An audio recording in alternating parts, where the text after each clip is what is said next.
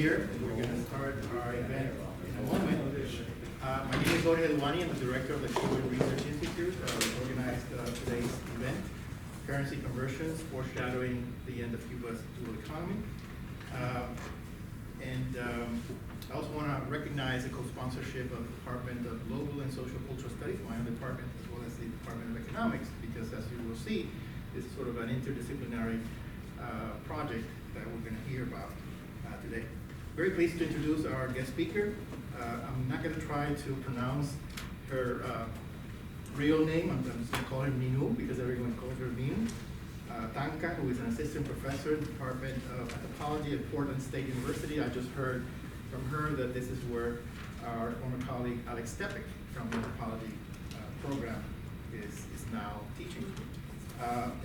She was previously a postdoctoral scholar at the Institute for Money, Technology, and Financial Inclusion at the University of California at Irvine, where we met about a year ago. She's also been a visiting lecturer and research consultant at the Art Center, College of Design in Pasadena, Harvard University, and Brandeis University. She holds a PhD in anthropology from Brandeis and an MA in sociology and a BA with honors from the University of Delhi in India. Her areas of specialization are very close to today's topic, including economic, socio-cultural, and business anthropology, particularly in Cuba, Latin America, and the Caribbean.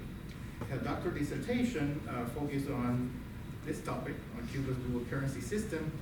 And of course, as you probably know, this is a very timely issue because the Cuban government has announced that it will eventually, we don't have a good timeline, eliminate the Cuban convertible peso, the CEUC. So I'm sure she's going to talk to us about those plans as well as the repercussions. She has conducted extensive archival and ethnographic research in Cuba over a period of 10 years and is currently completing her book manuscript, The New Cuban Counterpoint, Money, Value, and Sovereignty in Post-Soviet Havana. And I was joking before that this time that she spent in Havana really gave her the opportunity to become fluent in Español Cubano, Cuban Spanish. And I really can't tell that she wasn't born and raised in Cuba.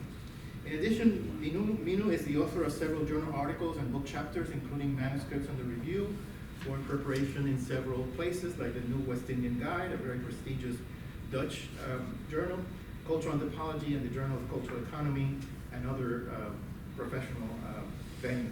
She has lectured and participated in roundtable discussions at various places, including University of California, Los Angeles, University of Utah, Humboldt State University, and Tufts University. And finally, she has also presented papers at conferences of several professional organizations, such as the American Anthropological Association, the American Anthropological Society, Society for Cultural Anthropology, and the Latin American Studies Association, LASA. So please help me welcome Minu.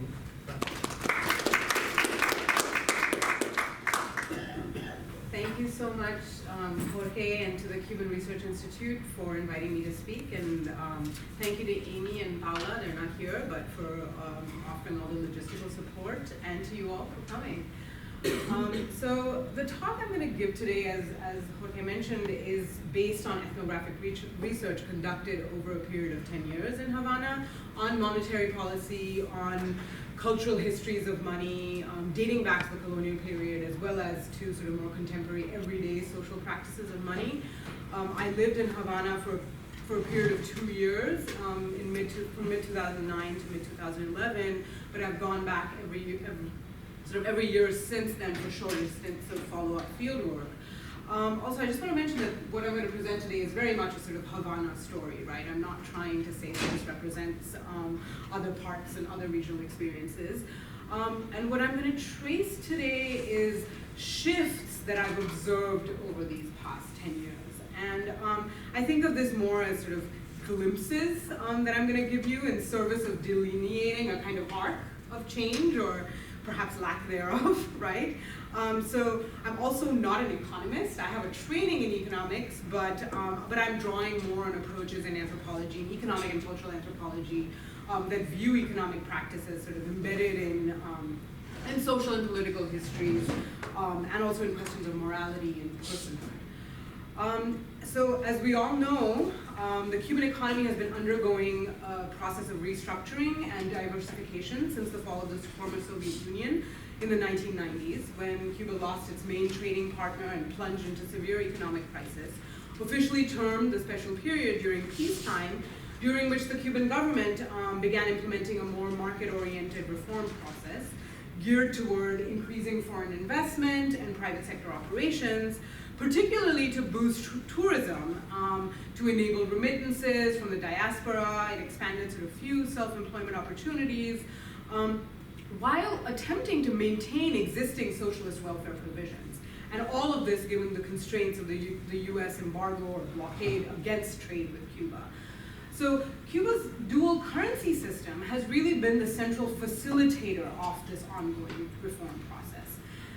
Anthropological accounts of economic practice in Cuba have tended to focus on consumption and production as sites of socio-cultural meaning, and my work is sort of trying to shift that conversation to money and exchange, to illustrate sort of currency and money as a sort of contested terrain through which Cubans confront and negotiate the broader political and ideological contradictions of its reinsertion into the neoliberal global economy.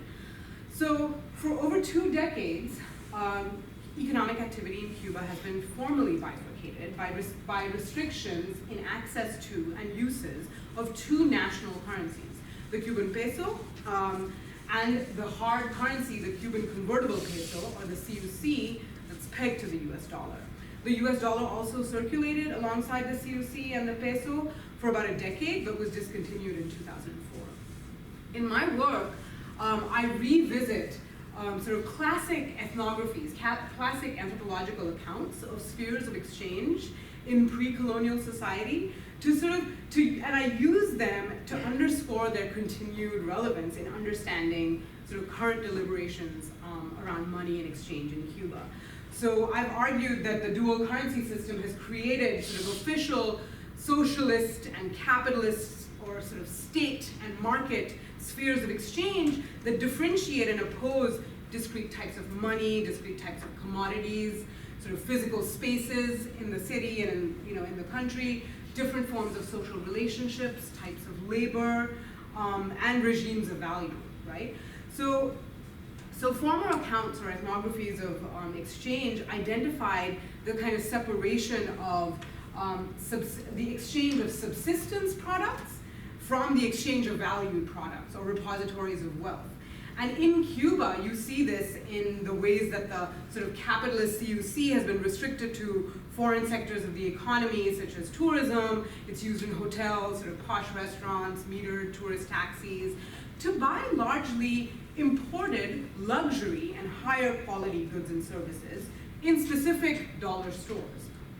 The socialist Cuban peso, on the other hand, has been used largely for locally produced subsistence items, sort of lower quality products and state services, such as goods in subsidized ration shops, in health, in education, in fruits and vegetables and automercados, and for housing too.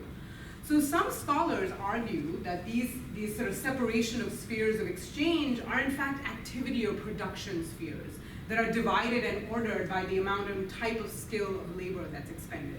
And in Cuba, the currency spheres correspond to this kind of inverted pyramid of distorted labor hierarchies of public sector professionals, such as doctors and professors and lawyers, receiving state-controlled salaries on average, this has changed perhaps, but of about 600 pesos per month, and access to the CUC sphere of exchange is restricted largely to foreign tourists, Cubans with family abroad, sending remittances, those engaged in the service work of tourism and joint ventures, and those employed in the self-employed sector, in conditions that evoke sort of market-like values, shall we say, such as competition for tips and bonuses, sort of maximizing profit through petty entrepreneurship in the self-employed sector. And this is sort of exacerbated by the government's defaults in ration allocations and conditions of a shortage economy where peso stores are really scantily stocked and basic hygiene products and foodstuffs and other essentials are available at very exorbitant prices in the CUC. So the dual currency system has in fact, I mean, and again, many of us know this, that has really accentuated the very socioeconomic inequalities that the Cuban Revolution sought to eliminate. And these inequalities, as scholars have argued, are also racialized, as Afro-Cubans have largely been kept out of the tourism sector or relegated to positions of what Alejandro de la Fuente terms harsh labor. Moreover, since Cubans in the diaspora tend to be white, a significant portion of remittances entering the island end up in white hands. And this has sort of changed, this has changed to some extent with shifts in immigration patterns, but not entirely untrue. So as several leading Cuban economists have argued, these sort of currency-enabled separations were meant to temporarily isolate the development of emerging foreign sectors, right, like tourism, like exports, remittances, from the instabilities and disequilibria that dominated state enterprises and the rest of the economy, right, and was supposed to generate confidence in potential foreign investors at the time during the special period. The dual currency system was also meant to subsidize imports and generate precious hard currency for purposes of redistribution through a system of exchange rate arbitrage. So not only are there two currencies, there are also two official exchange rates at which these currencies can be converted for one another. So for state enterprises and state and joint venture accounting purposes, parity is maintained between the COC and the Cuban peso. But for individual and household retail purchases, the exchange rate is one CUC is 24 Cuban pesos. So what a kind of concrete example of that, because this is sort of confusing, is that when foreign firms enter into a joint venture with a state enterprise in Cuba, they have to contract Cuban workers from a state employment agency. So the foreign firm pays this agency the worker's salary, say 500 CUC per month, but then the agency pays the workers out 500 pesos per month because of the exchange rate parity that's maintained at the level of the enterprise. But when workers go out into the retail market, the 500 pesos are only worth about 20 CUC, right? Because of these different exchange rates. So in addition to these structural distortions, these dual exchange rates have also created sort of chronic accounting problems in measuring economic activity and performance in Cuba. So anthropologists have also argued that spheres of exchange, or like these separations of spheres of exchange, really are meant to maintain and recreate constellations of economic interests and relations of political power, right? And this in Cuba means that in some ways that these Cuban currency spheres serve to uphold socialist state interests, right? Socialist state power. The government officially advocated for these currency dichotomies as short-term solutions to protect and defend state socialism and sovereignty in the long term, as well as to safeguard the Cuban population from the adverse cultural and moral ramifications of market-oriented tourism initiatives in the 90s. So at a press conference at the 15th International Tourism Convention in Varadero, Fidel Castro said, I quote, "We have not relinquished the idea of building socialism. We have not relinquished our goals. We're simply adapting to our current reality. Many have questioned the influence tourism might have upon the minds of our people, upon their basic traits. Cuba's ties, culture, and contact with the world are growing. We will be all the more pure if we're able to preserve our virtues amid the contamination certain things might bring with them," end quote. So this language of contagion and contamination of values associated with the tourism initiative and the CUC sphere, sort of, sullying the fabric of, of the virtuous socialist society, were ubiquitous in the political rhetoric of the 90s. And Fidel Castro famously called tourism a necessary evil that had to be tolerated to recoup socialism in the long run. So Castro's Faustian bargain, according to some. Now, anthropologists have also described this as enclaving, right, or erecting barriers to protect key institutions involved in long-term social reproduction from being disrupted by new kinds of products, by new kinds of socioeconomic exchange relations. Jean and John Komaroff have called this surge control, which that means that you set up these sort of currency separations to protract the rate of social change, and in a way that not only maintains state power, but also articulates the kind of socio-cultural moralities that ought to be preserved in a society.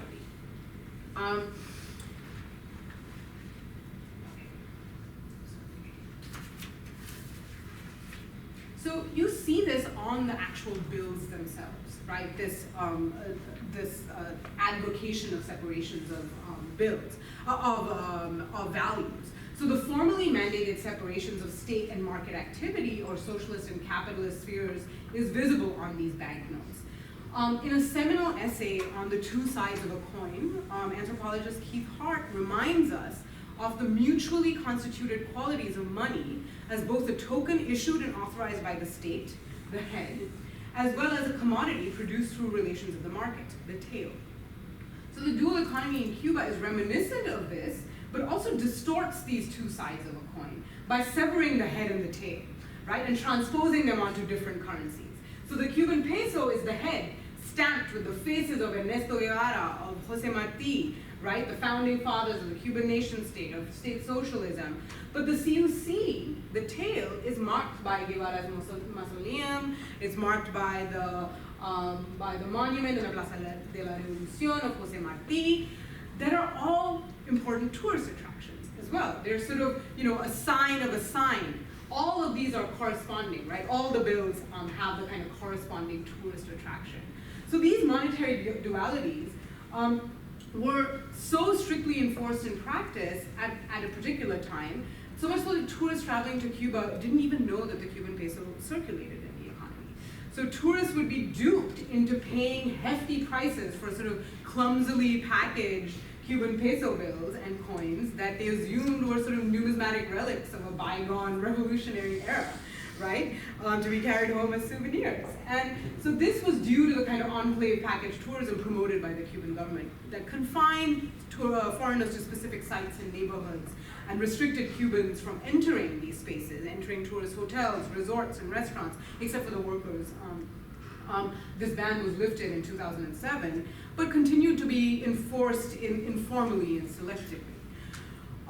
Now, anthropologists also recognize that the spheres of exchange did not quite necessarily line up so neatly in practice, right? That you had this kind of ideal type, a normative model, a covert ideology in some ways. But, and I've so far tried to sketch that kind of architecture of what this was supposed to look like. The two currencies, of course, flow much more freely, especially in the underground economy alongside US dollars and euros and all sorts of other currencies. So, but, and CUCs have always been accepted at peso stores, even when there are, there were signs saying that aquí no aceptan divisa, or you don't accept CUCs. Peso store managers were able to buy CUC at a much more preferential rate when making change in the peso stores. But the reverse was never true. You could never go to a COC store and pay in pesos. That was, you were quite often met with ridicule. So for instance, I'll give you an example. I was at CUC, sort of, CUC heavy nightclub with some of my younger Cuban research participants, where Cubans and foreigners alike paid a 5 CUC cover to enter, and all beverages inside were also priced in CUC. One of my interlocutors, Pablo, had gone to get a beer and came back visibly aggravated. He said that a group of chamaquitos, kids, were mumbling something about his clothes, and when Pablo lit up a cigarette on the balcony, one of them pointed to him and said loudly, "And here, with a pack of criollos?" And the entire group of kids started laughing. So criollos are a band of unfiltered Cuban cigarettes that are sold in Cuban pesos, at subsidized rates, sometimes at the bodega. And so here you have a peso product entering a predominantly CUC space being met with ridicule. This sort of demonstrates, and not only the physical separations of these spheres of exchange, mandated, the objects associated with them are also sort of separated and also displace complex socioeconomic hierarchies, right? To Cubans is differential access to the CUC and Cuban peso that facilitate these junctures. In another instance, on the other side we have a pack of cigarettes that's sold in CUCs that has filter. So with filter, without filter are kind of markers that go alongside with the CUC and the peso. In another instance, this was actually my first trip to Cuba. I tipped a street musician in the Barrio Chino in a combination of COC and pesos. And he was so enraged that he threw the peso bill on the floor. He was insulted, he threw it on the floor, he spit on it, and said to me, you know, you're a tourist and you can afford to pay in CUC. I would not play for you if you were going to pay me in Cuban pesos. And he stormed off, but came back a few minutes later when he thought I wasn't paying attention and picked up the peso bill, right, when he thought that I wasn't paying attention. So, I mean, just to show how these objects, spaces, moralities, kinds of people get dichotomized through money in Cuba, or have been, right? And they've also been associated with very distinct shopping experiences. This is an art piece by Ernesto Corbo, who demonstrates, who uses this sort of ration book to show one experience of shopping and the peso bill to show the other, the CUC bill to show the other, you know, where the CUC spaces are more air conditioned, you don't have to carry your own plastic bag, right? You actually get plastic bags there. You know, and there's much talk in Cuba about how those experiences are very different. Now, but of course, you know, there are all these attempts to separate these exchanges, but these economies run parallel to one another, right? Of course, and they are linked to one another. I'm going to show you a video of Papito, who perhaps many of you know. He's a hairdresser, he's an entrepreneur, and founder of the neighborhood project Barber's Alley in Old Havana. And he sort of explains how these linkages are realized in the economy.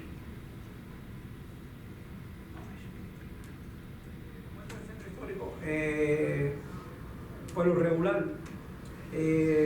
muchos de los negocios, está ocurriendo una cosa interesante, muchos de los negocios que están diseñados para darle servicio al turismo, por supuesto cobran en CUC, pero se han creado, por eso te decía ahorita lo del encadenamiento, cuando vas creando encadenamiento, pero se han creado servicios paralelos a esto que le dan servicio a las personas que trabajan en estos negocios en moneda nacional.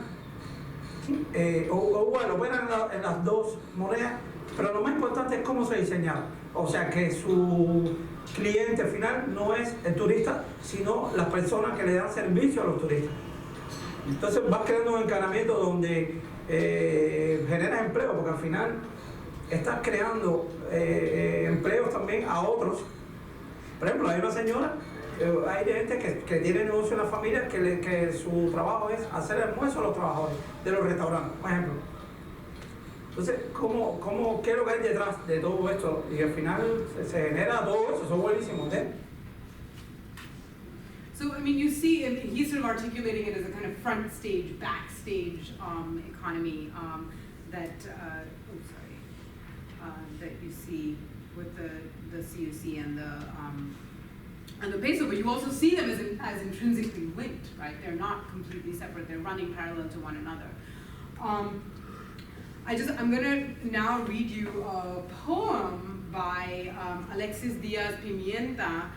From 2016, who, much like the form that Fernando Ortiz's Cuban counterpoint takes, the form of a décima, he puts forth this sparring between the CUC and the peso to tell you how how they feel about one another, and it's important to this moment of currency unification because you can see there unfolds a kind of series of counterpoints that characterize these two currencies, and that characterize how these two currencies are seen in the popular imagination. So while I don't have actually enough time to read the entire poem, I'm just going to summarize some of the counterpoints that Alexis Pimienta talks about in this quarrel between the two currencies. He talks about the peso is tattered. It's so devalued that most people kick it to the ground. It's only good for buying bread, coffee, and vegetables. It screws people twice over on their wages, but even though it has a bad rap, it's a patriotic coin. It understands the need for la libreta, the ration book, and has history, and is the national currency that will continue on. The CUC, on the other hand, in this poem, emerges as the younger yet stronger hard currency that can be converted into anything: beer, shampoo, ham, soap, and trips abroad. But it is a puppet in the hands of the market, a substitute for the enemy, the American dollar. It is vulgar and corrupt. This is my translation. I mean, I'm just picking from the poem. The reason the term jinetear was invented, hustling, sex work, but it is a provisional invention that's going to disappear soon. So, and the poem is laid out as the CUC and peso talking to one another. It's really quite fabulous if you have the chance to take a look at it. But you see how the CUC and peso in the popular imagination have become these sort of allegorical characters like Ortiz's tobacco and sugar.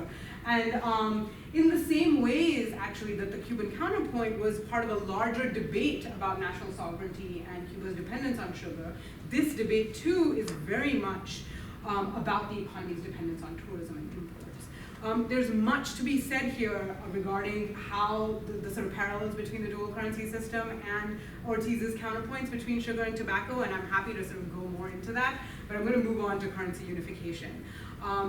And I wanted to mention this poem to leave you with a kind of more lyrical sense of how these currencies have been, how they've been dichotomized symbolically and morally, even though Cubans sort of convert back and forth between them all the time.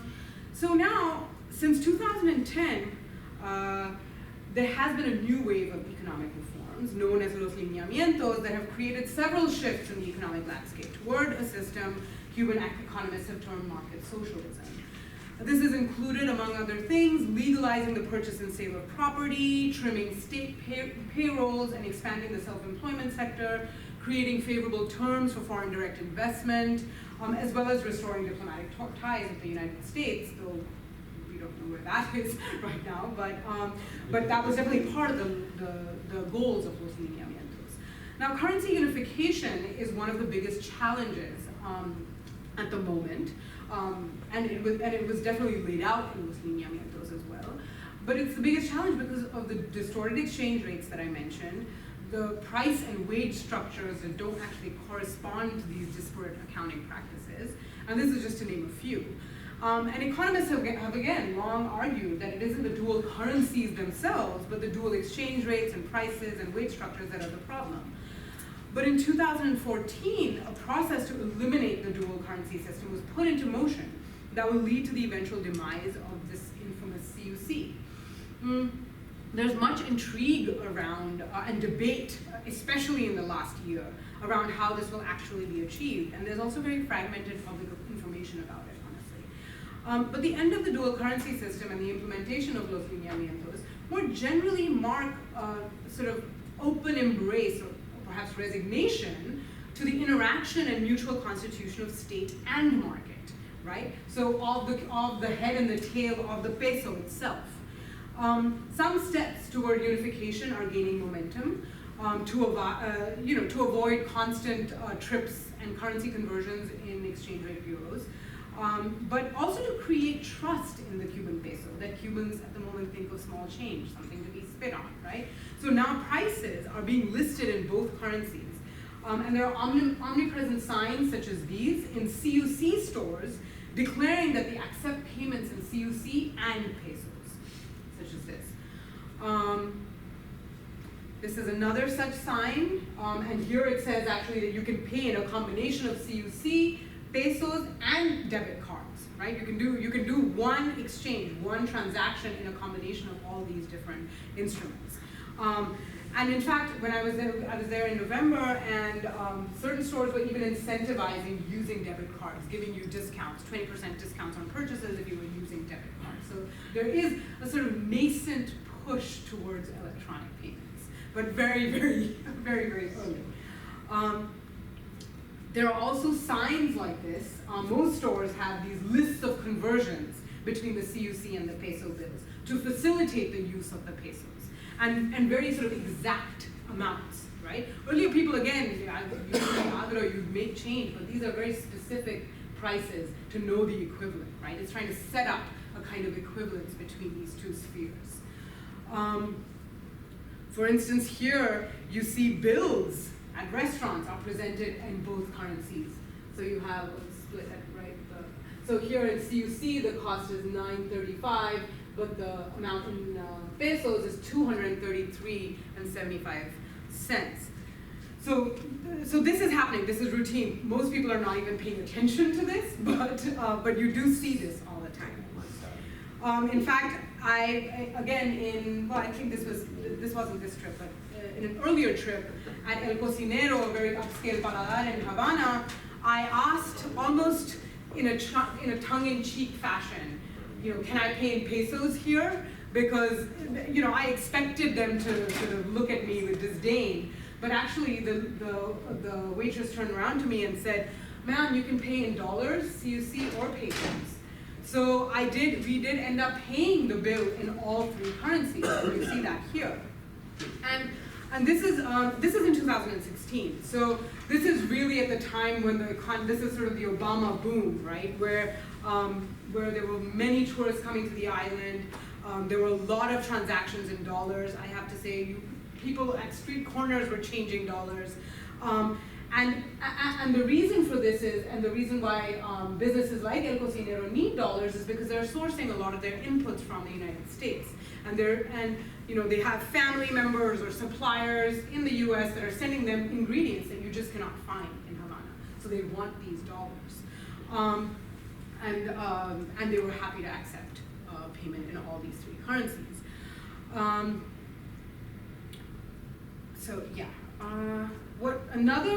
Another step to unification has been the Cuban Central Bank printing higher denomination Cuban peso bills, the 200, the 500, and the 1,000, to accommodate high price purchases. So the aesthetics of these new bills in many ways is in keeping with the past notes, right? The past peso notes, because they continue to depict lighter skinned Cuban heroes that are all men, right? Celia Sanchez does appear on the bills, but as a watermark in the background, and protects against counterfeit, something. But what's striking about these freshly minted banknotes is that they all bear the faces of extremely young pioneers, all martyred much before their time, fighting for the nation, right? So young heads, if you will. Frank Pais on the 200 note, a revolutionary leader and organizer of students and youth after the 26 July Moncada barracks attack in Oriente, was killed by Santiago police at the age of 22. And the tail side features the Ciudad Escolar 26 de Julio buildings at the Moncada barracks that were turned into a school. Then the 500 is Ignacio Almonte, a young general in the War of Independence against Spain, died in a battle at the age of 32. And the tail side portrays the Constituent Assembly in where Céspedes and Ignacio Almonte and others approved the Constitution in effect during the 10-year war. And 3, you have Julio Antonio Mella on the 1,000 note, founder of the internationalized Cuban Communist Party, assassinated at the age of 25. And the tail side shows the University of Havana. So you see that currency iconography has long been associated with assertions of collective identity and national belonging. So with increased youth emigration and a demographic crisis of a graying workforce in Cuba, these images of young, fearless champions, as well as educational institutions on the tail side of the bills, seem like a kind of new appeal to a new generation, right? To feel included in the nation, for them to have a stake in Cuba's future development. It's also a way of restoring trust in the issuing entity of the Cuban peso by symbolically associating it with a set of early heads, right? And this is fitting because it is, after all, the next cohort of young post-Castro leadership that is tasked with taking forward the instituted process of the role of the state and the market, right? They are the ones who have to do this. So the other thing that's happening at the moment is, for the first time in over 2 decades, Cubans are viewing these two currencies formally in the same space, right? And seeing prices listed side by side that I mentioned before. So in my interviews, what sort of emerged was this very palpable role of denomination and problems of equivalence in Cubans' reflections on the dual currency system and its imminent end.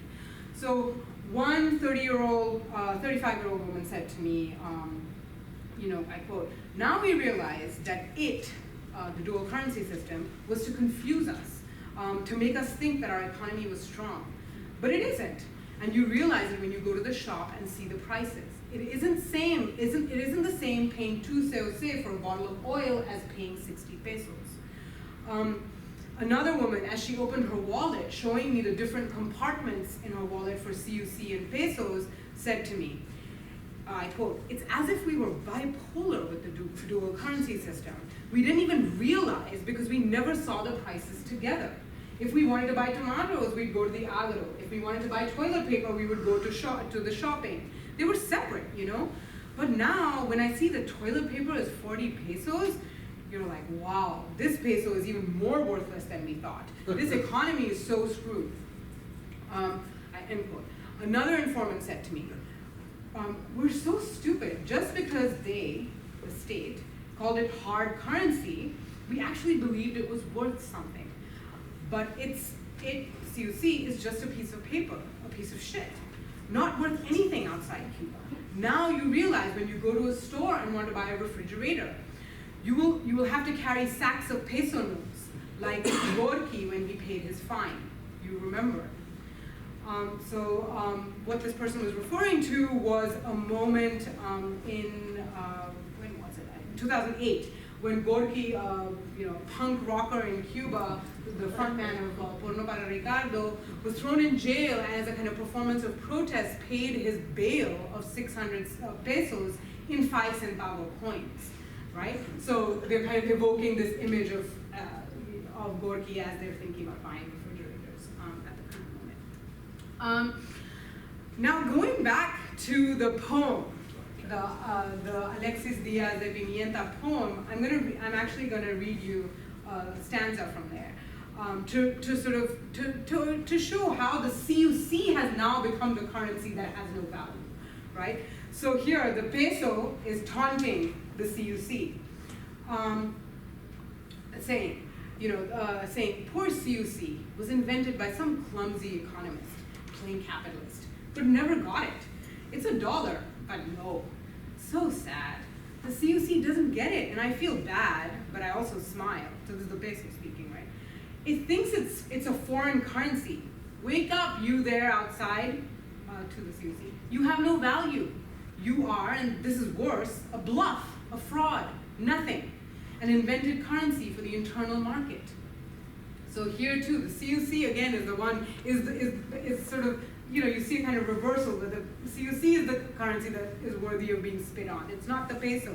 And for the first time in 2 decades, Cubans are actually holding on to their pesos as the currency of savings, right? Because they're worried that the CUC will suddenly get devalued like the US dollar in 2004, and they won't be able to, they'll have to stand in line to the banks and exchange them. So this is the first time that the peso is becoming a currency of savings. So these are just some sort of glimpses, again, from my interviews, but one of the trends I see is that whereas the state was really, in the past, really front and center of critiques and sort of almost all subsuming of economic life and all powerful, this author of all economic problems, these narratives seem to present the economy as a kind of somewhat separate being. Now, while I'm not suggesting that the relevance of the state is waning or people don't harbor the same critiques of the state, a new vocabulary seems to be coming into being that goes hand in hand with these somewhat accelerated economic reforms that have brought more Cubans into the formal economy, even if they still need to operate on many levels in the informal economy. This vocabulary seems to question the efficacy of that very state sovereignty that the dual economy sought to protect. It's questioning the ability of the Cuban state to assert itself or protect Cubans' interests in the face of market forces. What is striking is that in some ways the state and market, or perhaps a domestic and international market, are being seen as more separate through the unification of the currency system that had previously physically, semiotically, economically rendered them as separate and opposing. So discarding currency spheres is therefore in some ways throwing into relief the very dichotomies it set out to dissolve. Now what's at stake here in a lot of the accounts of spheres of exchange that I mentioned earlier is not the separations in and of themselves, but the dangerous potentialities of making them commensurate, right, in acts of conversion. And in a similar vein, while counterpoints are constantly shifting or precarious, they do have meaningful or lasting effects through processes of Ortiz's transculturation that produce but also explain national history. Perhaps another way of framing this is to think about the entanglement of these binaries, to borrow a term from Michel Calan, and understand processes of entanglements and re-entanglements that can be achieved only through their analytical disentanglement. So you can only understand their entanglement through seeing them as separate. So even for Ortiz, transculturation necessitates that constant, playful, yet theatrical performance of oscillation, right? Much like the rumba, where opposing movements are conceived of as mirror images. So you have to think of these sort of oscillations between mutually constituted counterpoints, even if those counterpoints get disturbed, repurposed, or upended in the process. Now, to conclude, when preparing for this talk, I was wondering which tense should I use while I speak, right? I don't know if you noticed, but I tried to use the present perfect progressive tense whenever possible. And that the present perfect progressive describes an action that began in the past, continues in the present, and may continue into the future, right? And to me, this really epitomizes what's going on with the dual currency system and the kind of feelings of liminality around currency unification, of being in limbo. And this is a dynamic context which is very much in a process of becoming. Overall, I see it as kind of being categorized, or it categorizes a feeling of economic precarity that continues and will continue and perhaps be further exacerbated with currency unification. I'm going to leave you now with the final decima of Alexis Diaz-Pimienta's poem, which is again very much about sovereignty and provides this kind of bittersweet ending, much like the Cuban counterpoint for Ortiz.